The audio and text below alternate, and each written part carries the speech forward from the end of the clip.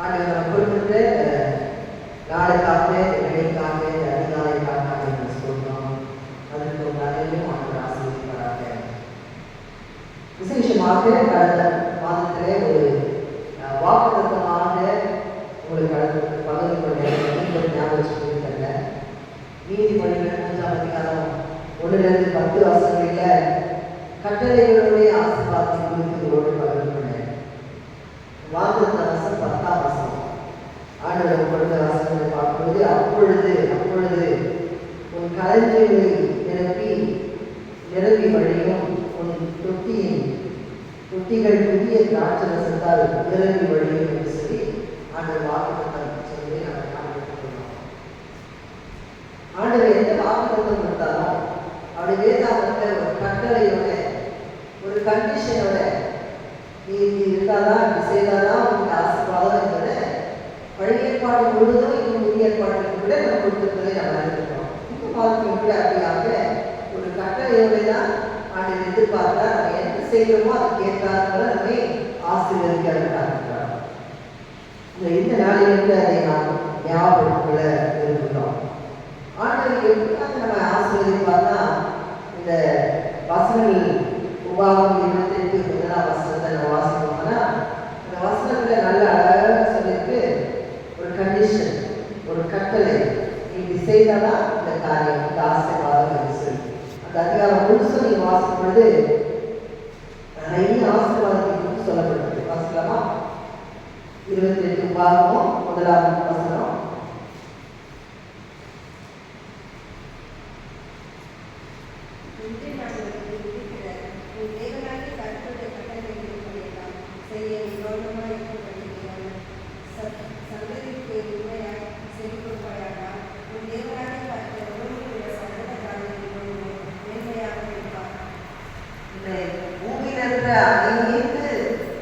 ஜாதிகளுக்கும் ஒரு ஆசீர்வாதமா நீ இருப்பாய், ஜாதிகளிலே உன்னை நேர்மையாய் வைப்பேன் என்று சொல்றாரு. எப்பொழுது அது நேர்மையா பார்த்தா, இன்று நான் உனக்கு விதிக்கின்ற தேவனாகிய கர்த்தருடைய கட்டளைகள் பற்றியெல்லாம் செய்ய நீ கவனமாய் இருக்கும்படிக்கு. அப்படியான ஆண்டவரே கண்டிப்பா என்ன எதிர்பார்க்கிறாரு? அவர் சொல்லுகிற கட்டளைகளை நம்ம கீழ்ப்படியும். அந்த கட்டளைகளை கீழ்ப்படிவது அவர் எதிர்பார்த்து வருவார். சங்கீதம் முதல் சங்கீதத்துல நீங்க இருக்கக்கூடாது, உட்காரக்கூடாது, நடக்கக்கூடாது எல்லாம் சொல்லிச்சதுன்னா இந்த ஆசீர்வாதம் என்ன? ஆசீர்வாதம் கர்த்தருக்கு பயப்படுகிறவர் இவ்விதமாய் ஆசீர்வதிக்கப்படும். கர்த்தருக்கு பயப்படணும், கீழ்ப்படியும். அப்ப நாட்டு ஒரு குறிப்பிட ஞாபகம் வச்சுக்கலாம். கண்டிஷன் ஒன்று, ஆண்டவரை முழு இருதயத்தோட நாம் தேட வேண்டும். அதே போலதான் சங்கீதம் 19 முதல் 2 வசனங்களிலும் அதுதான் நம்ம வாசிக்கிறோம். அந்த வசனத்தை பார்த்தீங்கன்னா ஆண்டவருடைய முகத்தை தேடணும். எப்படி? முழு இருதயத்தோட. யார் பார்க்கறாங்களோ யார் பார்க்கலையோ, நம்ம கோயில் வருமோ இல்லை கோயிலுக்கு வரலையோ, இல்லை நம்ம ஆண்டவருடைய காலையில நம்ம ஜெபிக்கிறோமோ நம்ம என்ன செய்யலாம்? ஆண்டவரை தேடணும், அவருடைய முகத்தை தேடணும். See the face of God. ஆண்டவருடைய முகத்தை முழு இதயத்தோட போல் மாற்றி, அதான் முதல் கட்டளை. இரண்டாவதாக ஆண்டவருடைய சத்தத்துக்கு செவி கொடுக்கணும். Listen to the voice diligently. துரிதமாக ஆண்டவருடைய சத்தத்துக்கு செவி கொடுக்கணும். Listen to the voice of God. மூன்றாவதாக ஆண்டவருடைய வார்த்தைக்கு கீழ்ப்படியணும். Obey to the word of God. அப்போ ஆண்டவருடைய வாசனை நம்ம கேட்கணும், கீழ்ப்படியணும்னா ரொம்ப முக்கியமான ஒரு காரியம். அது obey to his word. லாஸ்டா பார்த்தா ஆண்டவருடைய வழிகளிலே நாம் நடக்கணும். எப்பொழுதுமே நடக்கணும். எப்படி? பயத்தோடும் உண்மையோடும் நடக்கணும். We have to walk in his ways fearfully and faithfully. ஆண்டவர் எதிர்பார்க்கிற காரியில அவருடைய முகத்தை தேடணும். இரண்டாவதாக அவருடைய சத்தத்தை கேட்கணும். மூன்றாவதாக அவருடைய கட்டளைக்கு கீழ்ப்படியணும். நான்காவதாக அவருடைய வழிகளிலே நடக்கணும். நடக்கும் பொழுது ஆண்டவர் எல்லாரும்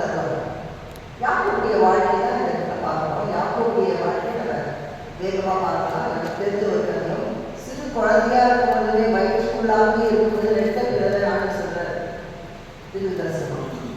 ரபேக்கா போய் கேட்கா, ஒரே போராட்டத்துடைய வயதில் குழந்தைங்க வெட்ட கல்வியா என்னன்னு தெரிஞ்சு கொள்வது வந்து இன்னைக்கே எவ்வளோ போராட்டம். குழந்தைங்க உள்ள வாய்ப்புல ஒருங்கே இருக்கு, ரொம்ப கஷ்டமா இருக்கு. ஆண்டவர் சொல்றாரு, 2 விடுதலை வரப்போகுது, ஒருத்தர் ஒரு காலை பிடிச்சு தான் வருவான். ஸோ அதில் யாக்கோபு முதல் ஈசா பண்ணுறான், யாக்கோபுடைய காலை பிடிச்சிட்டு தான் அடுத்த குழந்தை வெளியே வந்துச்சு. யார்? யாக்கோபு. ஸோ அதனால பேர் என்னன்னா, கால் பிடிச்சிட்டு அவனை ஆயுதத்தை சொல்றது. சின்ன வயசுலேயே அப்படியான ஒரு பிள்ளையாக பிறக்கிறவர்களை 2 பேரும் வளர்றாங்க. வளர்ந்து வந்து ஒரு டயர்டாக வர ஈசாவுக்கு கூழ் ரொம்ப ஆசைப்படுறான். அவன் சமயத்தில் கூட இது கொடுத்தாரான், எனக்கு கொடுப்பா, எனக்கு ரொம்ப பசங்க கேட்கும்போது அவன் சொல்லுவான், இதுதான் எனக்கு சான்ஸ், எனக்கு எப்படியாவது அந்த சிரேஷ்டத்தில் கொடுக்குற பாடத்தை நான் பிடிச்சிக்கொள்வேன். பர்த் ரைட் அவனுடைய மூத்த மகனாக இருந்தால் அது ஒரு பெரிய ஒரு ஆசீர்வாதம். அவனுக்கு அடுத்தது ஈசாக்கு சரிங்களா? அதையும் என்ன செய்யலாம், தந்திரமாக ஏமாற்றிட்டாங்க, தந்திரமாக அதை வாங்கி கொண்டிருக்கான். அது வாங்கி கொண்டது மாத்திரமே தன்னுடைய சகோதரனை ஏமாற்றினான், தன்னுடைய அப்பாட்டையும் ஏமாற்றினா. என்ன செய்யலாம், ஈசா போல நடிச்சு அந்த ஆசீர்வாதத்தை அவன் வாங்கி கொள்கிறான். கடைசியாக அவங்க அப்பா ஆசீர்வாதம் அப்படின்னா ஏமாற்றுக்காரனாகவே, தந்திரக்காரனாகவே அவரான முறைகளை ஒப்பிட்டு அவன் செய்திருப்பாங்க. கடைசியா ஆசீர்வாதம் பெற்றுக்கொண்டும் அவனுக்கு என்ன இல்லை, திருப்தி இல்லை. தன் அப்பா சொல்றாங்க, கொலை பண்ற நிலையில இருக்க அவங்க அண்ணன் ஓடி போறாங்க. எங்க போறான்னு தெரியாது, எப்படியாவது போறான்னு சொல்லி அப்பா சொன்னாங்க, எப்படி இருக்குது அண்ணன் வீடு இருக்குன்னு அப்பா சொல்றாங்க, அங்கே போயிடு, வியாபாரம் போயிடு. அதுதான் சொன்னமா, நீ ஆண்டவர் சொன்ன வார்த்தைகளை கீழ்படி அந்நிய பெண்களுக்கு திருமணம் செய்து கொள்ளாத, நீ வெறும் நம்முடைய ஜனங்கள இருக்கிற பெண்ணை நீ தெரிந்து கொண்டு அங்கே போய் வாழ அப்படின்னு அவங்க ஆசை வச்சு அனுப்பிட்டாங்க. ஓடி போறாங்க. என்னுடைய வாழ்க்கையில் ஓடி போகிற கிராஸ் ரோட்ஸ் சொல்லுவாங்க. குறுக்கு பாதையில் எங்கே போகிறோம், எப்படி நடக்க போகுது, எதிர்காலமே தெரியாத ஒரு சூழ்நிலையில நம்ம நிற்கும்போது ஆண்டவரே தனக்கு தோன்றி நிற்பாங்க. வானத்துக்கும் பூமிக்கும் வாசல் போல ஒரு படுத்து தூங்குறான். ஏன்னா இருள் ஆயிடுச்சு, அடுத்ததாக நடக்க முடியாது, அந்த ஊருக்கு போக முடியாது. என்ன செய்யறான், படுத்து தூங்கலான்னு கல்லை வச்சு படுக்கும்போது அந்த இடத்துல தான் ஆண்டவரே ஷேக் பண்றாரு. அவர் யாரும் வெளிப்படுத்த நினைப்பாங்க. இன்னைக்கு நிறைய சூழ்நிலைகள் நம்ம வாழ்க்கையில வரலாம். அந்த ஆண்டவர் நம்ம வாழ்க்கையில் தோன்றணும். ஆண்டவர் தோன்றாலுமே அந்த வாழ்க்கை மாற்றப்படாது. அதனால் ஆண்டவர் சொல்ற வசனம் 13-15 வசனம் ஒரு 9 வார்த்தைகளை, வசனத்தின் வார்த்தைகளை ஆண்டவர் சொல்வதை பார்க்கணும். வசனம் 13 வசனம் 28-13 ஆதியாகமம்.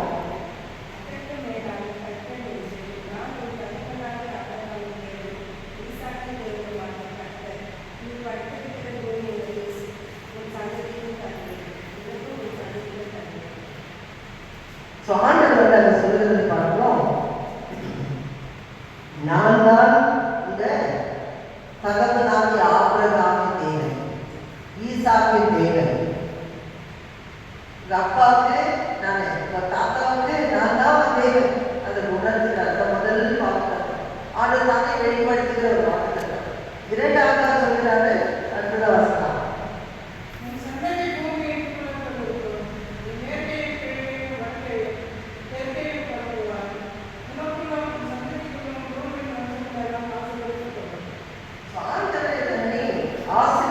ஒருவராக இருப்பதை பார்க்கிறோம். நீ எங்க நீ படுத்துக்கிற பூமி உனக்கு உன் சந்ததிக்கும் தருவேன். நீ படுத்துக்கிற இந்த பூமி ஆண்டு சொல்கிற நான் உனக்கு தருவேன், உடைய சந்ததிக்கு தருவதா. இரண்டாவது வாங்க நிறைவேறப்பட்டுச்சா, நிறைவேறப்பட்டுச்சா. ஆண்டு சொன்னதை செய்து முடிச்சார். இன்றைக்கும் அவர் தயார், என்றைக்கும் அவர் தேவதா என்பதை நம்ம சந்ததிகளுக்கு கொடுத்தார். யோசுவா சந்ததி அந்த சுதந்திரத்தை வாக்குறுதி நிறைவேறப்பட்டிருப்பார். மூன்றாவது வாக்குறுத்தம், உன்னுடைய சந்ததிகள் இந்த பூமியில் மணலை போல இருப்பாங்க, தூசி போல இருப்பாங்க. அதையும் ஆண்டவர் நிறைவேற்ற பார்க்கணும். பல மடங்காக பெருமை சேர்த்து பார்க்கலாம். அடுத்த வருஷம்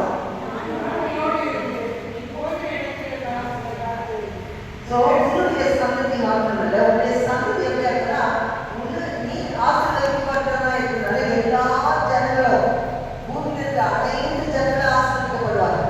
அந்த வாக்குக்கும் இந்த ஜனங்கள் மூலமாக அந்த நிறைவேறப்பட்டதை பார்க்கிறோம். அடுத்ததாக சொல்ற, நான் உன்னோடு கூட இருக்கிறேன். அது அடுத்த வார்த்தை, 5வது வார்த்தை, நான் உன்னோடு கூட இருக்கிறேன்.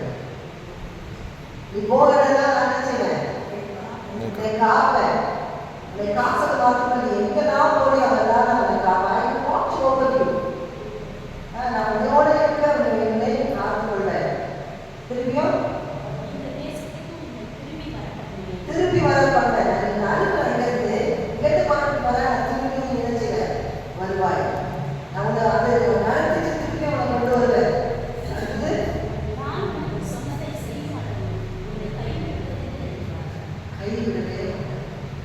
கைவிட மாட்டேன். நான் சொன்னதை எல்லாம் நிறைவேற்று வரையில நான் நிறுத்துவேன்.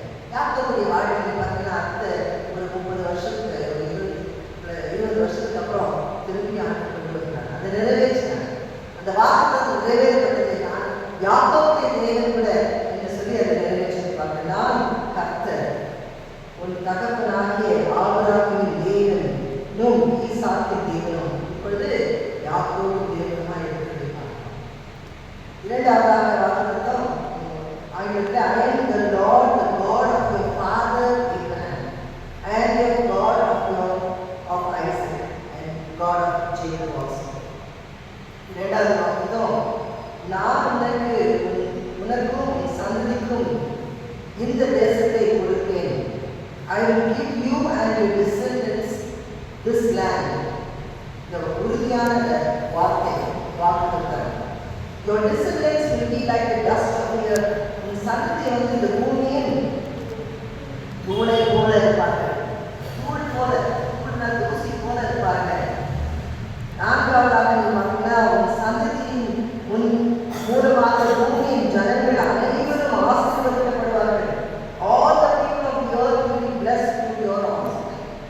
உன் மூலமாக, உன்னுடைய சந்ததி மூலமாக எங்கும் ஆசீர்வதிக்கப்படும். உண்மையான சந்ததி இல்லை, இது முதல்ல எங்கும் ஆசீர்வதிக்கப்பட்ட ஆண்டு பிள்ளைகள் எல்லா இடங்களிலும் இருக்கிறதுனால எல்லா ஜனங்களும் ஆசீர்வதிக்கப்படுகிறார்கள். நமக்கு இஷ்டம் இருக்கோ, நம்ம இஷ்டம் இல்லையோ, ஆண்டு நம்ம ஏற்றுப்பட்டுருமோ இல்லையோ, உங்க மேல ஒரு ஞாபகம் வச்சுருக்காரு, உங்களை மேல ஒரு அக்கறை வச்சுருக்காரு. நீங்க எங்க போனீங்க ஆசீர்வாதமா இருக்குன்னா கட்டளை இருக்கு, அந்த கட்டளைகளை கீழ்ப்படியும். அடுத்ததாக சொன்னா, நான் உன்னோடு கூட இருக்கிறேன். I will be with you. அந்த உறுதியான வார்த்தைகள் 9 வார்த்தைகளிலும் முதல் வார்த்தையை எடுத்துக்கொண்டா, நான் உன்னோடு கூட இருக்கிறேன். ஆண்டவர் நம்மோடு கூட இருந்தா பெரிய அதிசயம், அற்புதங்களை நம்ம காண முடியும். I will watch over you wherever you go. எங்கெல்லாம் போறியோ நான் உன்னை கண்டுகொள்வேன். உன்னை பார்த்து கொண்டே இருப்பேன், கவனமா இருப்பேன். உண்மையில என் கண்ணை கொள்வதே இருக்கும்.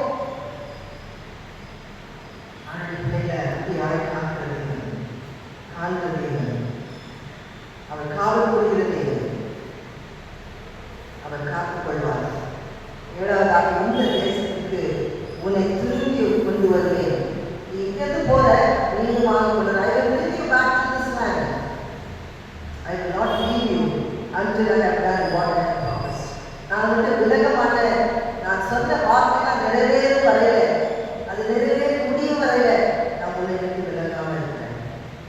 யாக்கோபு எழுதினார், இதற்கு உண்மையான இருக்கிறார். Surely the Lord is in this place. I do not know. இந்த இடத்துல எனக்கு தெரியல, நான் சும்மா தூங்கணும் வந்தேன், இளைப்பாறுதலை நான் பெற்றுக்கொள்ளணும் வந்தேன்.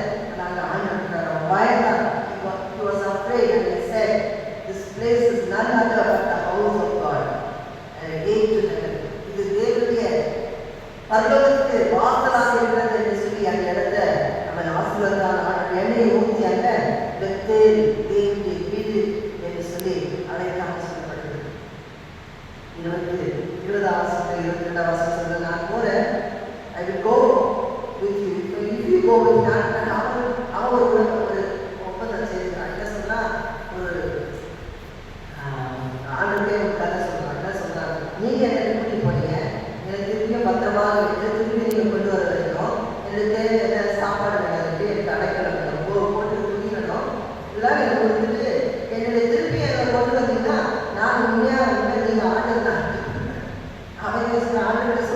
இந்த இடத்துல உங்களுடைய வீடு என்பதை நான் உறுதிப்படுத்துவேன், நான் தசமபாகம் கொடுப்பேன்னு சொல்லி அவன் க்ளோஸ் பண்ணுறாங்க. ஆனால் அதே நேரத்தில் பார்த்தீங்கன்னா அந்த அந்த குணம் தன்னோட இந்த ஏமாற்று குணம் தன்னை விட்டு போகலை. லாபாரி போனான், 2 மனைவிகளை திருமணம் பண்ணிக்கிறான்.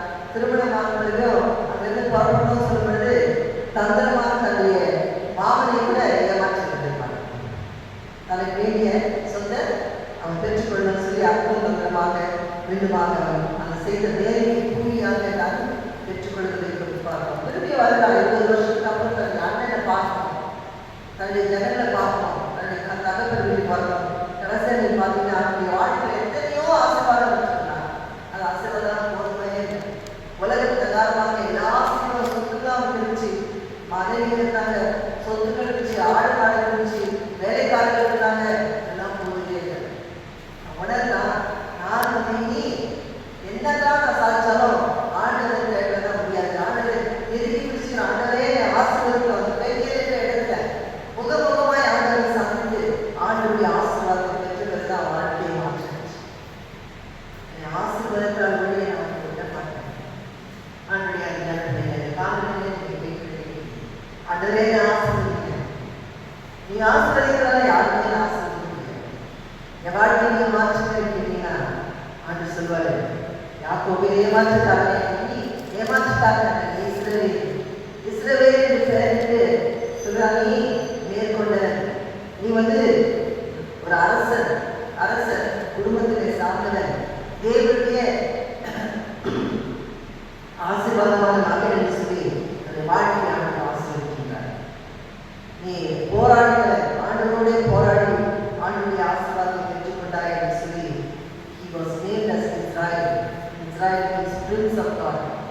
ஆண்டுடைய இளவரசனாக ஆண்டு பெயரிட்டார். இஸ்ரவேல் என்ற ஒரு தேசமே ஆண்டு ஆசீர்வதித்தார்.